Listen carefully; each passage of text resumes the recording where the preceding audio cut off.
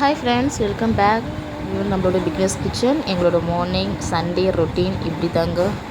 So morning எழுந்து ஒரு சூடாக ஜிஞ்சர் டீ போட்டு குடிச்சிட்டு வேலையை ஸ்டார்ட் பண்ணுறோம்.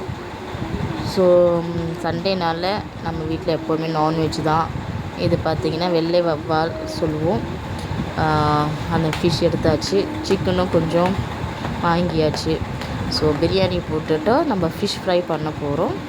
அதுக்கு எல்லாமே க்ளீன் பண்ணி மிளகாய்த்தூள், உப்பு, லெமன் இதெல்லாம் போட்டு மேரினேட் பண்ணியாச்சு ஃபிஷ்ஷும் சிக்கனும். ஸோ பிரியாணி நம்ம மடன்னு செஞ்சாச்சு.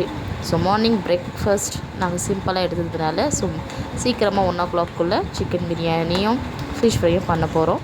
ஸோ அதுக்குள்ளே செஞ்சு தம் போட்டாச்சு. ஸோ இப்படி தாங்க நம்ம பிரியாணி பலன்னு ஒட்டாமல் நல்லா கமன்னு வந்தது. ஸோ பிரியாணி ஒரு சைட் பை சைட் போட்டாச்சு. So almost finished.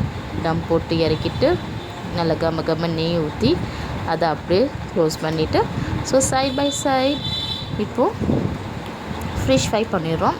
இதில் பார்த்திங்கன்னா வீட்டு மிளகாய்த்தூள், உப்பு, லெமன், கொஞ்சம் ஃபிஷ் ஃப்ரை மசாலா இதெல்லாம் ஆட் பண்ணி கொஞ்சம் நேரம் ஒரு 1/2 hour மேரினேட் பண்ணிவிட்டு இப்போது நல்லா சூடாக தவாவில் பொரித்து எடுத்துக்க வேண்டியதுதான். இந்த ஃபிஷ் பார்த்திங்கன்னா கொஞ்சம் மீன் பெருசாக இருக்கிறதுனால கொஞ்சம் ஆல்மோஸ்ட் 15 minutes நமக்கு நல்லாவே ஃப்ரை பண்ணணும். அப்போ தான் நல்லா ஃபுல்லாகவே வெந்து வரும். ஸோ சீக்கிரம் எடுத்துட்டோன்னா அந்தளவு வேகாது.